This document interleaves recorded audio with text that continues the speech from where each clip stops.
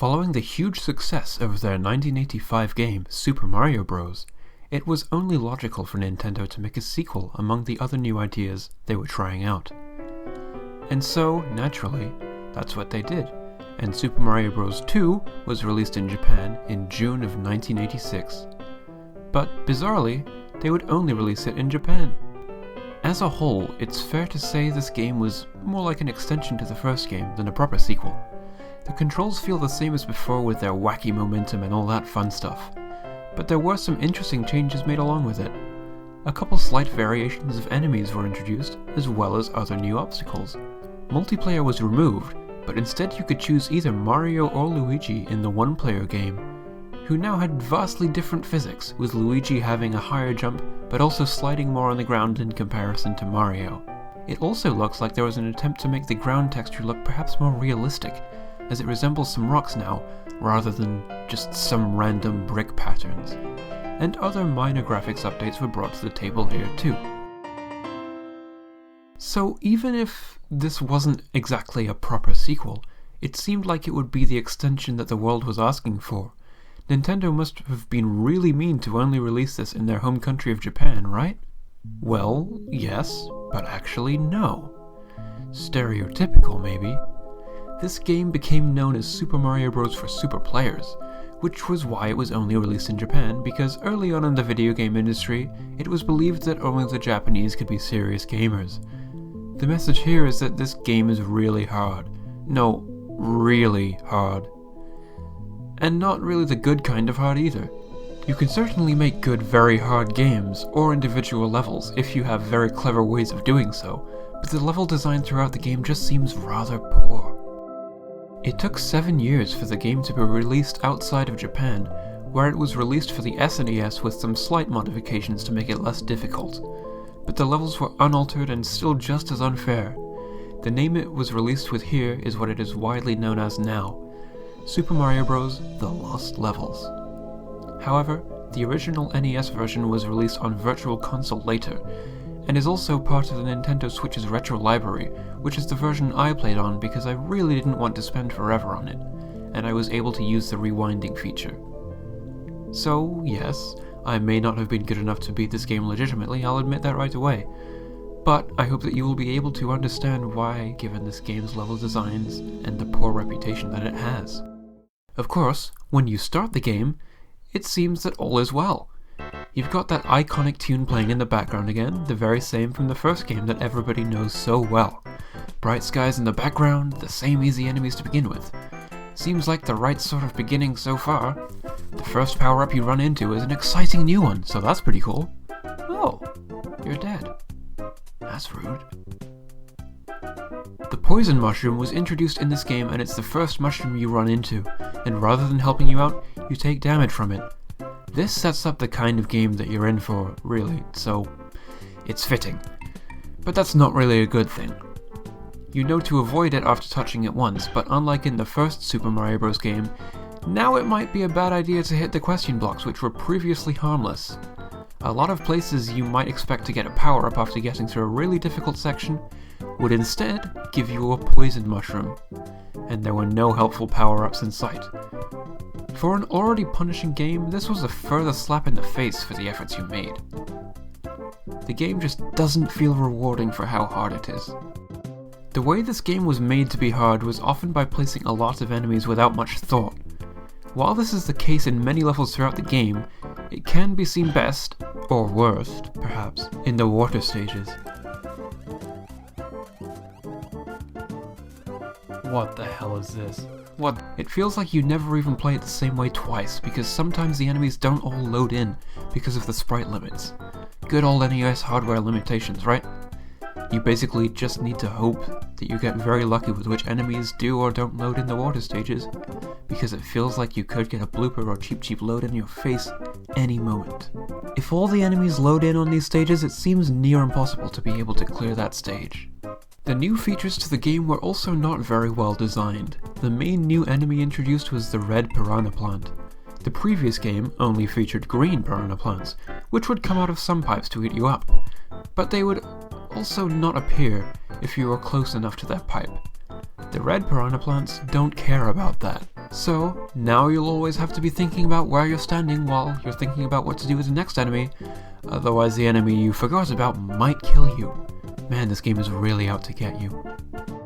Another new mechanic introduced as a challenge in this game was wind. I'll give it credit for being well illustrated, and it had its own sound effect and all of that. The wind was first used in the first level of World 5, and after this point the designers really loved to put it anywhere they could. Most of the time it's actually not too bad, which seems surprising to say given how much the game really does want to kill the player when it can. That is, until you run into levels like 7-3. You have to use springs throughout the whole level, which send you way high above the screen so you can't even tell where you'll land, all while the wind is interfering with your jumps. This leads more into the areas where the design really flops in the game as a whole. The designers sort of developed an obsession with looping areas, it seems. Basically, that's just areas within a level that will loop infinitely because you have to either play it in a very specific way, or you are required to find the pipe or vine to go to the next area. This is overly cryptic and a very harsh way to have the player run out of lives. Ah, lives! Another part of the game that makes it so ridiculously hard. Although I will say they did it just a bit better than the first game, it wasn't really enough. Just like before, you start the game with only 3 lives. Unlike the last game, if you run out of lives you only go back to the beginning of the world that you died in, rather than the beginning of the entire game. Is that really enough to get you through the game though? Yeah, it's not impossible, but it also just isn't practical when we have such high difficulty. Have I mentioned the difficulty enough yet? The story of the game is, much like before, basically non-existent. Go through the worlds and clear the castle levels, fight Bowser, but it's not actually Bowser, rescue the princess, she's actually in another castle. Just like before, the princess is at the end of the 8th castle, and just like before, you are able to find pipes which will bring you to later worlds without having to go through each level, only this time it's much more complicated. It's quite an ordeal to find everywhere to go through in order to skip a few levels, which maybe you could argue is fair, but I don't know how you could possibly be expected to find the true pipe among all the others. But the big problem here is that there are some levels where you can easily jump over the flagpole that ends the level. And if you scroll the screen past the flagpole, you can't go back. So you have to keep going until you find a pipe, which will send you back to World 1. Apparently having evil power-ups wasn't enough, so they added evil warp zones too. If you can endure this game long enough to reach the end of World 8, you're greeted with a lovely maze level. No surprise really, it's sort of a lazy way to add an extra challenge. That said, there are some interesting bypasses within it, such as going under the fake Bowser like this. We have just about enough time. Shoutouts to Swag. Then you can go on and beat the real Bowser, and finally rescue the princess and beat the game. And down goes Bowser again. Well, now that you've beaten the game, you should probably feel like a true champion if you took the time to do it legitimately. I of course didn't beat it without some sneaky tricks up my sleeves, yeah, the rewinds. World 8 is done, and you get a very weird cutscene in Celebration, featuring the only new music track in the game, which is basically an extended version of the first game's ending theme. So they didn't really fix the lack of music variety in the first game at all. But wait, the game ain't over yet, there's an extension to a game that already feels like an extension rather than a sequel in the first place. After the cutscene in level 8-4 is over, you're met with some text that might be rather scary to you. We present you Fantasy World. Let's try 9 World with 1 game. So yes, there is a World 9 in this game, and you only have 1 life to clear it all. Actually, that's not so bad, since these levels are really easy, but I don't actually see where the developers were going with this world at all. Instead of having the castle level at the end of the world, it's the 3rd of the 4 levels, and it's also outside. But there's so little that can go wrong with this level. Heck, Bowser even glitches into the wall most of the time, so he's practically unharmful. The other 3 levels in the fantasy world are underwater and very short. Only the second one is some kind of challenge really, but the design is just not there at all. Once again, I don't get it. Okay, World 9 done. That felt like a walk in the park compared even to World 1. Even when you beat World 9, you can redo it over and over. Otherwise, I guess you can go back to the title screen. If you beat the game without taking any warps to later worlds, also known as playing the game Warpless, you get a star on the title screen. Goodness, how exciting. What is its purpose? Well, it's not exactly there just for show, or for letting you brag to your friends that you beat the game Warpless. If you beat the game Warpless a whopping 8 times so that you have 8 stars on the title screen, something actually happens. You unlock even more levels! Worlds A, B, C, and D are indeed unlocked after 8 Warpless runs if you're playing on the original NES version. Okay, well, first of all, my question to you is, what the heck are you doing playing this game Warpless 8 times just to get more levels? I don't feel that it's worth it at all, so I did not get any footage of these levels. Basically, these latter worlds are remakes of the levels in Worlds 5 through 8, but harder. And by harder, I probably just mean more unfair.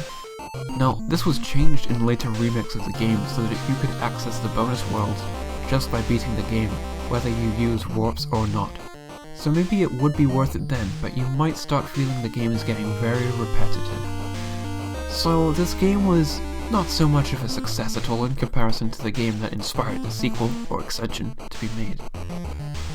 Some people say that the lost levels should have stayed lost, and I neither agree nor disagree.